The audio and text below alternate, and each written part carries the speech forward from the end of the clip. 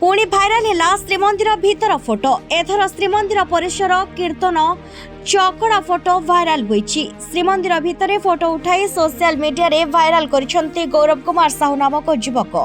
एहा परे सामना को आसिला घटना।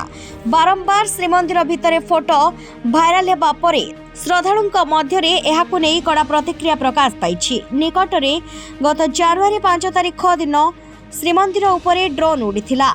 श्रीमंदिर मेघनाथ पाचेरी दधिनौती नीलचक्र सबुठी अटकी अटकी वीडियो शूट करथिला। एमितिकी बेस तळकू ओल्हाई भी वीडियो रेकर्ड करथिबा जणा पड़िछि। ए सब को बाहर थिबा श्रद्धालु देखिथिले और निज फोन रे रेकर्डिंग भी करथिले। प्राय आधा घंटा धरी ड्रोन उड़ीथिला हेले पुलिस किंबा श्रीमंदिर प्रशासन रो कोनोसी भी अधिकारी ए संपर्क रे टिकिए भी टेर पाइलेनी। प्रशासन रो दायित्व प्रशासन टिके अवहेला आवाज का से जुगिछि होछि। तबे आगु को मीटिंग करि कि आईन मंत्री विभिन्न प्रकार जेंति हबो व्यवस्था करछन्ती। व्यवस्था कड़ा निश्चिंत हबो। ब्यूरो रिपोर्ट संचार लाइव।